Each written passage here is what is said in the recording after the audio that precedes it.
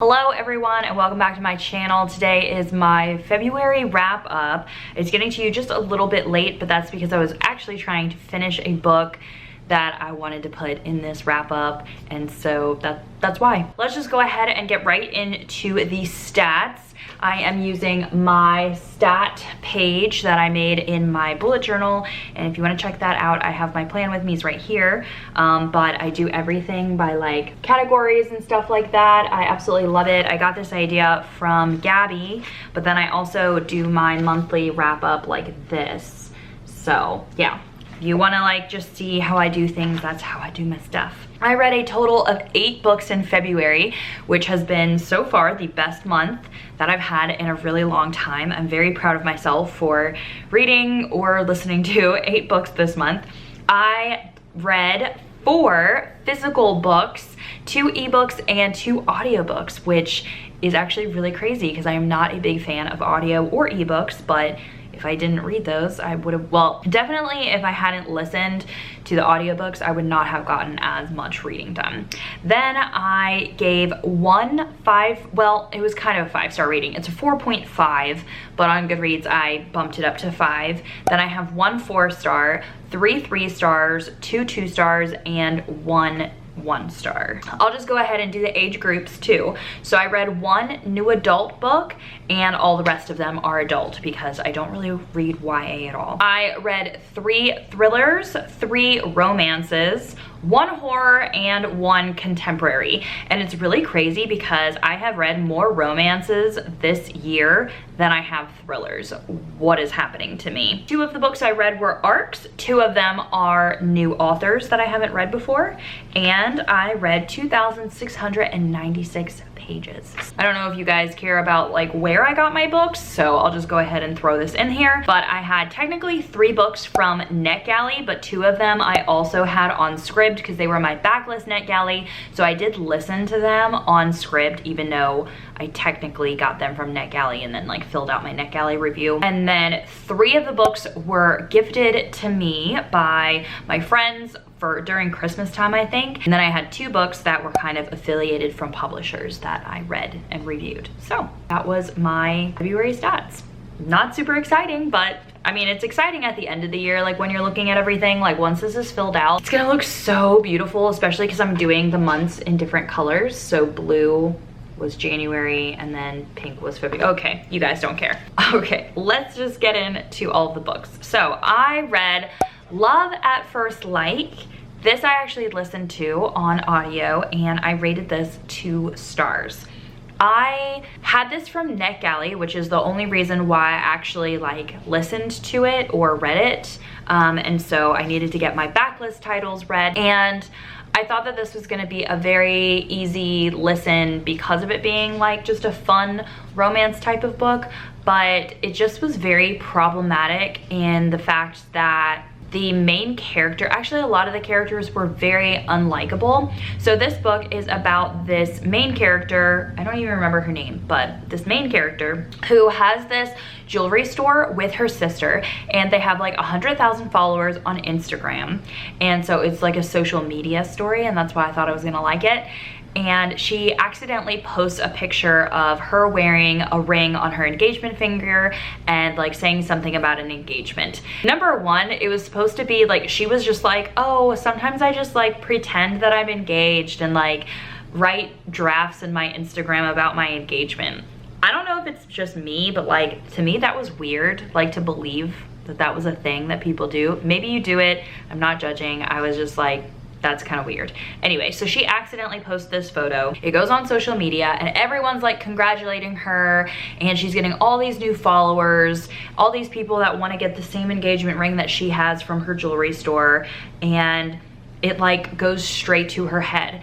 Instead of doing what a normal human being would do and like apologize and be like, oh, sorry, that was an accident, she instead just keeps this lie going throughout the whole entire book. And then she has to start finding like a fiance because she starts telling people, well, like these companies on Instagram are reaching out to her, offering her like a paid for wedding and a paid for honeymoon and a paid for wedding dress and all this kind of stuff because they want it to be like publicity and for her to promote it. And she just keeps saying yes to all this stuff, and then she has to go find a fiance in order to get fake married and get all her free stuff. It was very not the type of book that you should read, especially if you are on social media. And I even feel like people that aren't on social media shouldn't read it, because the whole book was a lie, and it was all kind of like basing this girl's happiness off of how well her jewelry store did, how well her Instagram was doing, how many followers she got every single day. And so it was not a very wholesome read, in my opinion. I gave it lower stars even so, because of the fact that the whole entire book she just kept lying. Like, she didn't ever not say yes to all those things that got given to her, and she ends up like everything just ends up falling into place and having a happily ever after. To me, that was very unrealistic. I did not agree with that, and that's why that book got 2 stars from me. Next up, I read an arc called A Lovely Obsession, and this was something that I had to read and review by a certain amount of time. I ended up giving this book 3.5 stars, even though in my stats I just put 3 stars. It was like a 3.5 star read. This is like a thriller romance, in my opinion. Like, I think it was just categorized as romance, but to me it was like a thriller romance. This author was really good at writing like suspenseful twists and just things that you were like, what the heck is gonna happen, and you like kept turning the pages. And I actually really did enjoy that. One problem that I had with it was that I was very confused in the story until like 60%, because she didn't give us any background. But this is about a guy that is stalking this girl, and they end up like falling in love or having a romance from it. And so I don't know, if you like those like dark romances, then I think that you would really enjoy it. It wasn't something that like super stuck out to me as like an amazing read, but I do think that if you already know that you like dark romances, I think that you would actually enjoy this book. Also, there was a lot of smut, so if you like smut, then you would probably like this book. Okay, the next book that I read was also an arc. This was Dead to Her, and I actually have a whole spoiler vlog about this book, and I will link it up here because it was one of my reading vlogs with spoilers, and I only rated this book 2 stars. It just was not for me. This thriller was not something that I liked. It had a lot of smut. It was a female-female romance that had black voodoo magic in it, and not something that I liked reading. It just was not for me. The storyline wasn't for me. It just, I don't know. If you want to hear more of my thoughts, then definitely go watch that spoiler vlog. I was just very upset because I did love the first book that she wrote, Behind Her Eyes, and I was just sad that this one just really fell short from that one. And so I don't know, it was a very different thriller, very different. Not the normal domestic thriller, and it's very hard to explain without going into all the full details. So watch my spoiler vlog if you want to know more about it. Okay, the next book that I read was The Long Walk, and I gave this book 4 stars. I actually really loved this book. I also did a whole spoiler vlog for it, so I'll link it up above for you guys. But I don't know, I really enjoyed how terrifying this book was. This was the horror book that I read this month, or last month, February, whatever month we're in. And I was like terrified reading it the whole time. Like, I am scared of the concept of death, and that's really talked about in this book because this book is about the long walk, where 100 boys go on this walk, and they have to walk at like 4 miles an hour, I think it is, so a specific pace, and you only get 3 warnings if you slow down. And if you slow down, or if you stop walking, or if you try and run away, there's major consequences that happen. And so this is like I don't know, this book is almost like a book of torture, and I really enjoyed it. Like, I know some people don't like it, but I gave it 4 stars. I thought it was really good. It was very creepy.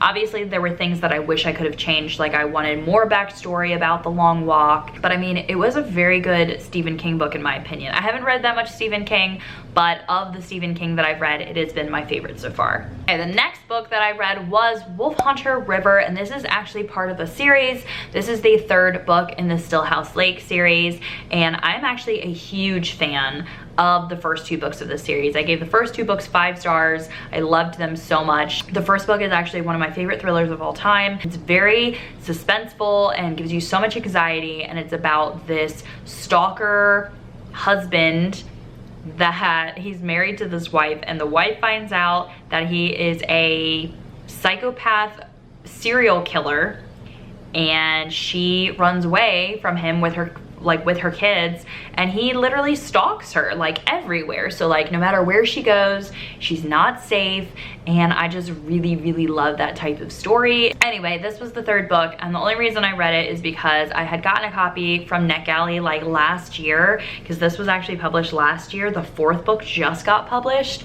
But I gave this 3 stars because I am not a series reader at all, so I'm kind of just burnt out on the story. I feel like it's just going on forever and ever, and I am in no way going to read the 4th book. I'm just done with the series. So if you like series, I think that you should definitely read this, because it's one of the only thriller series I know of, and the first 2 books are absolutely amazing. So I think you should read it. The only reason I'm rating it low is because I'm just tired of series, I'm tired of the storyline, and I just need to move on.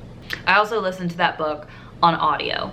Like, even though it was from NetGalley, it was on Scribd, so you might be able to find it on Scribd. By the way, if you need 2 months free of Scribd, if you don't know what Scribd is, it's like an audiobook ebook service where you can listen to like an unlimited amount for, I think it's like $8.99 a month or something like that. Anyway, if you use my link down below, then you can get 2 months free to try it out if you want. And I get a lot of books from there. Like, I listen to Love at First Like from there. I listen to Wolf Hunter River from there, and a lot of these are on there also. Like The Long Walk was on there, The Bookish Life of Nina Hill was on there, which we're going to talk about soon. So there's a lot of options. They have lots of new releases on there. Okay, next up was Top Secret, and this is a male-male romance that I gave 3 stars to because it is extremely smutty, and I just kind of found out that like the smutty romance is not my thing. I don't want to read a book and feel like I'm watching a porno, if that makes any sense. So I don't think I'm going to be reading very many more smut books unless they have some type of like super hardcore emotional part in it and everyone's telling me to read it and they're raving about it or something like that. But Top Secret was just okay to me. Top Secret is about this girlfriend and boyfriend who want to spice up their sex life, and they decide to do a threesome for the girl's birthday. It was like her idea. So her boyfriend goes onto this app called Kink to set up the threesome and starts talking to this guy who he quickly falls in love with. I don't know if it's falls in love exactly, but quickly starts doing dirty things with through this app.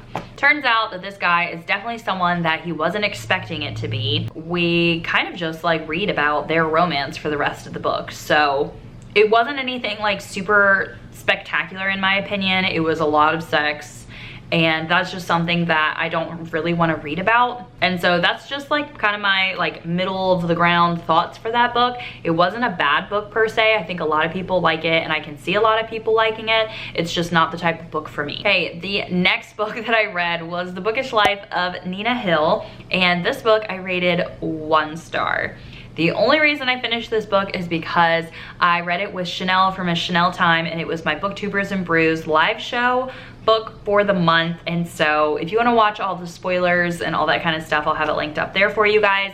But this book was very bad in my opinion. I did not relate to Nina at all. This book is about Nina, who is 29 years old, even though she seems like she's 13. And it's all about her bookish life and how she thought she only had like a single mother, but then her dad has died, and a lawyer gets in contact with her and tells her about all this family that she had that she didn't know about. And she's like a very introverted person. So then the rest of the book is just her meeting her family and her having like issues issues with that and how she gets along with that. It was extremely boring to me.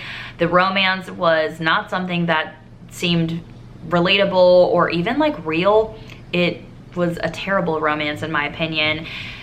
I just could not relate to her or any of the characters. I actually have a lot of thoughts about this book, so you should definitely watch that live show if you want to just see all my thoughts. And then of course I have all my reviews on Goodreads as well, and I actually have a list of all the things that I didn't like about this book. Yeah, it was just something that I couldn't relate with, and she seemed like a very childish character in my opinion. I could not believe that she was 29 years old, and it was just not for me. I feel like I've said that a lot this video, but it was not for me. I think it's because I do try and go out of my comfort zone every now and then, but every time I go out, then I'm kind of disappointed. So then I have to rein myself back in. But anyway, okay, next book, or last book. Wow, I totally forgot to even hold this up. I literally had Top Secret sitting here so I could hold it up. Totally forgot. Okay, last book, Behind Every Lie by Christina McDonald. This book I ended up giving 4.5 stars. This was a very great read, and I think Christina McDonald is going to be one of my favorite authors. I'm totally going to read anything that she comes out with because she is so good at writing her thrillers. Like, she's so good at just writing and you becoming infatuated with what she's saying, and her characters are also really good. I love that she always has really emotional mother and daughter relationships in her books. So I read her other book, The Night Olivia Fell, and I think I gave that one 4 stars.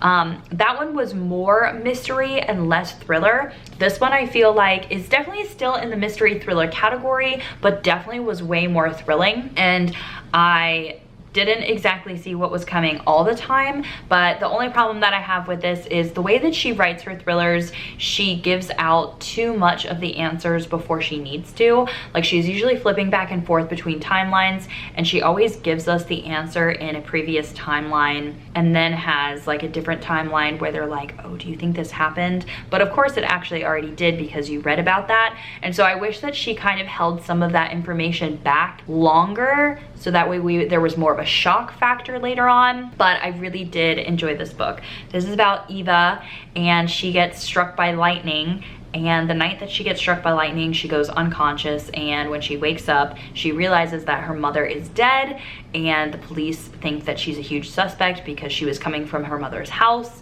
And we find out that when Eva's trying to clear her name, her mother has tons of secrets. And so we actually get to read from her mother's perspective from the past, which was actually really great. It was done beautifully. And we find out that Eva's whole life is a lie. And I just really like how this book was put together and written. It was just very, very good. And there was a lot of different like factors coming into play, so I wasn't exactly sure how it was going to end, but I really, really enjoyed this. It has an amnesia trope in it. It has a stalker trope in it. It does talk about rape in here and abortions, and so you might be triggered by those things, so I would definitely go into it just like maybe looking up all the trigger warnings for this book. I love the emotion between a mother and daughter, and there's a certain part in here that I can't tell you guys because it's a spoiler, but I just really enjoyed the mother. And like, it's hard to explain because I don't want to give anything away, but like towards the end of the book, when Kat is having a conversation with somebody else and talking about how she raised Eva as her own daughter, like, I just really loved that part. I thought that that part was very emotional, and I thought it was a really good look at how love can be. I know this doesn't make sense unless you actually read the book, but if you read the book, you know what I'm talking about. But I really enjoyed that part, and I thought that that was just great to include that type of emotional thing within a thriller. And so I really enjoyed this book, and I am very excited to read more by Christina McDonald when she comes out with more. So I highly suggest you guys